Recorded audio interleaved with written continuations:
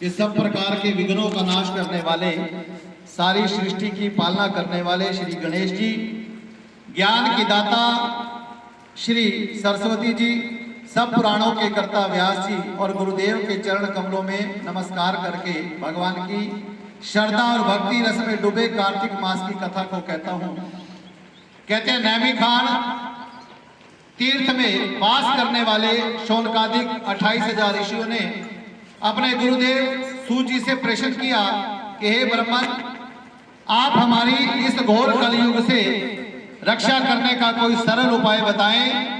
उनका यह प्रश्न सुनकर सूत जी महाराज कहने लगे कि हे ऋषियों, भगवान के चरणों में तुम्हारी भक्ति को देखकर मैं तुम्हें कार्तिक मास की कथा को कहता हूँ, जिसके सुनने मात्र से जीव के पापों का नाश हो जाता है और अंत में वैकुंठ धाम में जीव चला जाता है। बोलो सच्चिदानंद। कि एक समय नारद जी ब्रह्मलोक में जाकर सारे जगत के कर्ता ब्रह्मा जी से विनती भाव से पूछने लगे कि हे पितामह, कृपा करके कोई धर्मोपदेश की कोई ऐसी कथा बताएं जिससे सब पापों का नाश हो सके।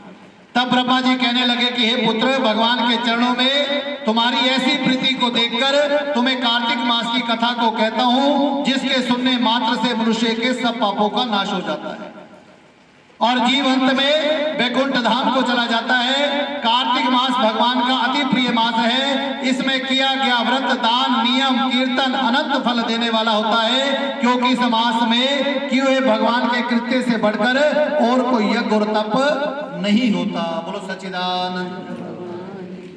जैसे कहते हैं कलयुग केवल नाम आधारा और सुमिर सुमिर नर उतर ही पारा, कि कलयुग में ऐसा क्या करना चाहिए जिससे जीव भवसागर से पार हो जाए।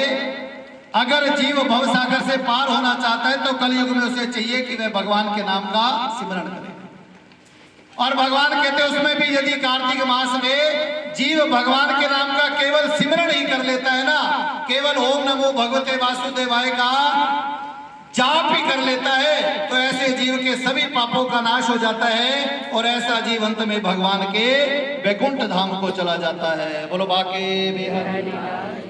आगे भगवान कहते हैं व्रती मनुष्य प्रातः काल ब्रह्म मुहूर्त में उठकर शौचादि से निवृत्त होकर वृक्ष का दातुन करे, परंतु श्राद्ध के दिन, सूर्य तथा चंद्र ग्रहण के दिन, एकम अमावस, नवमी, छठ, एकादशी तथा रविवार को दातुन ना करे।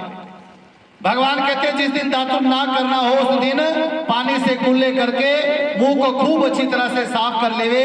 जब 2 घड़ी रात्रि रह जाए तो काले तिल, चंदन, चावल, कुशा लेकर तालाब, कुंड, नदी या संगम तथा किसी तीर्थ स्थान में जाकर भगवान से प्रार्थना करे कि भगवान, आपको और श्री लक्ष्मी जी की प्रसन्नता के लिए मैं कार्तिक मास में स्नान करूंगा।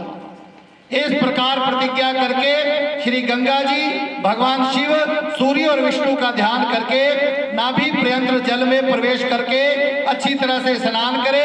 फिर जल से बाहर आकर देवताओं का और पितरों का तर्पण करे। इसके पश्चात भगवान की षोडश उपचार पूजा करे। ब्रह्मा जी कहते हैं कि नारद जी, यदि कार्तिक के महीने में कोई तुलसी की मंजरी से भगवान के चरणों में बैठकर पूजा करता है अथवा भगवान को तुलसी की मंजरी चढ़ाता है तो ऐसे जीव के सभी पापों का नाश हो जाता है।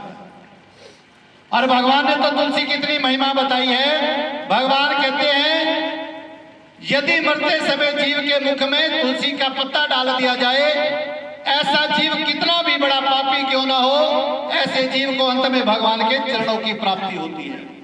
तो भगवान कहते हैं जो व्रत धारण करता है, जो भगवान का भक्त कार्तिक मास में भगवान के नाम का सिमरण करता है, उसे चाहिए कि वह तुलसी के पौधे के नीचे बैठकर अथवा आंवले के वृक्ष के नीचे बैठकर यदि भगवान के नाम का सिमरण करता है, तुलसी अथवा आंवले का पूजन करता है और सारा महीना ओम नमो भगवते वासुदेवाय का जाप करता है, तो ऐसा जीव इस संसार के सभी दुखों से दूर होकर और अंत में भगवान के वैकुंठ धाम को चला जाता है। बोलो बाके बिहारी लाल की जय। तो भगवान कहते हैं कार्तिक महीने में यदि कोई जीव भगवान के मंदिर में दीपक जलाता है, भगवान के मंदिर में झाड़ू लगाता है। भगवान कहते हैं यदि कोई जीव तुलसी का पूजन करता है, आंवले का पूजन करता है और सारा का सारा कार्तिक माह भगवान के नाम का सिमरन करता है, ऐसे जीव के सभी पापों का नाश हो जाता है और ऐसा जीव अंत में भगवान के वैकुंठ धाम को चला जाता है। बोलो बाकी बिहारी लाल की गोविंद जिंद। देखो पंडित जी हमारे